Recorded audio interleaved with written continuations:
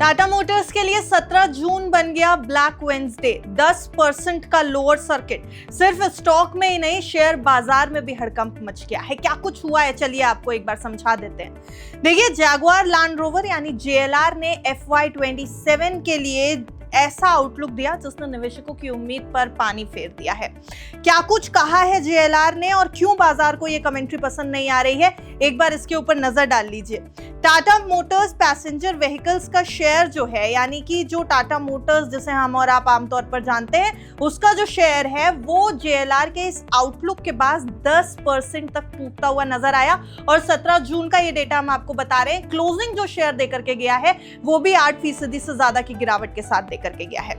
Company ने साफ कहा है कि आने वाला समय चैलेंजिंग और वॉलेटाइल यानी कि चुनौतीपूर्ण और अस्थिर होने वाला है, ऐसा JLR की कमेंट्री में कहा गया है। और JLR अभी भी कई समस्याओं से जूझ रही है, जिनमें पिछले साल का साइबर अटैक, अमेरिका में टैरिफ का दबाव और चीन में कमजोर डिमांड JLR की, ये शामिल है। और ये 3 मेजर ऐसे पॉइंट्स हैं जिसके कारण अभी भी कंपनी का जो रेवेन्यू मॉडल है, कंपनी के जो प्रॉफिट्स हैं, वो दबाव में नजर आ रहे हैं। JLR की एक कमेंट्री आई है और इन चुनौतियों का असर कंपनी की कमाई और मार्जिन पर पड़ रहा है, ऐसा JLR के मैनेजमेंट का कहना है।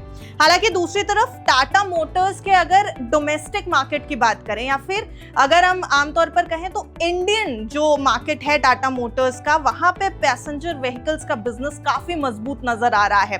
कंपनी ने वित्त वर्ष 2027 के लिए 18 से 20% तक का मार्केट शेयर हासिल करने की और डबल डिजिट एप्टा मार्जिन ग्रोथ का टारगेट रखा हुआ है। इसके साथ ही कंपनी पैसेंजर व्हीकल और EV बिजनेस में बड़े इन्वेस्टमेंट की योजना भी बना रही है। ये टाटा मोटर्स के इंडियन डोमेस्टिक मार्केट की बात कर रहे हैं, पैसेंजर व्हीकल्स की हम।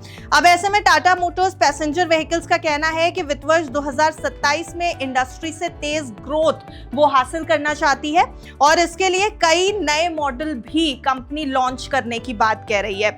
मल्टी पावर ट्रेन स्ट्रैटेजी की बात की है कंपनी में।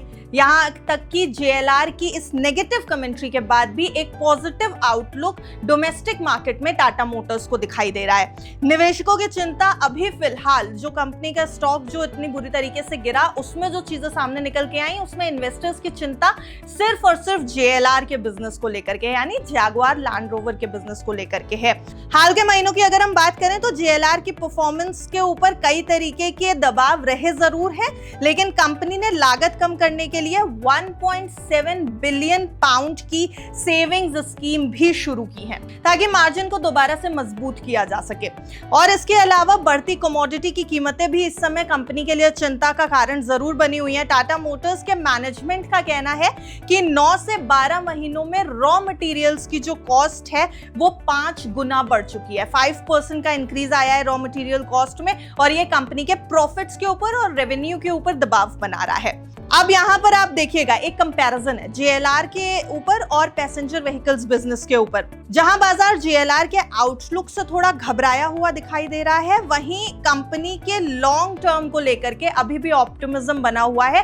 पैसेंजर व्हीकल्स जो डोमेस्टिक व्हीकल सेल है उसको लेकर के प्रीमियम मॉडल्स हैं जो JLR के, रेंज रोवर EV जैसे जो प्रोडक्ट्स हैं और लगातार जो मैनेजमेंट के जरिए कमेंट्री आ रही है डोमेस्टिक बिजनेस में, उसको लेकर के ऑप्टिमिज्म अभी भी बना हुआ है। लेकिन जिस तरीके की कमेंट्री JLR के मैनेजमेंट की तरफ से आई, उसने स्टॉक के ऊपर प्रेशर क्रिएट किया और स्टॉक 10% तक टूटता नजर आया, जहां पे लोअर सर्किट लग गया स्टॉक में। कुल मिलाकर के तस्वीर 2 हिस्सों में बटी हुई है। एक तरफ भारत का पैसेंजर व्हीकल्स मार्केट है टाटा का, जिसके ऊपर काफी भरोसा है इस समय निवेशकों को, जो बिजनेस मजबूत ग्रोथ दिखा रहा है। और दूसरी तरफ JLR का कमजोर आउटलुक है, ग्लोबल चुनौतियां बनी हुई हैं और निवेशक इसकी वजह से परेशान हैं।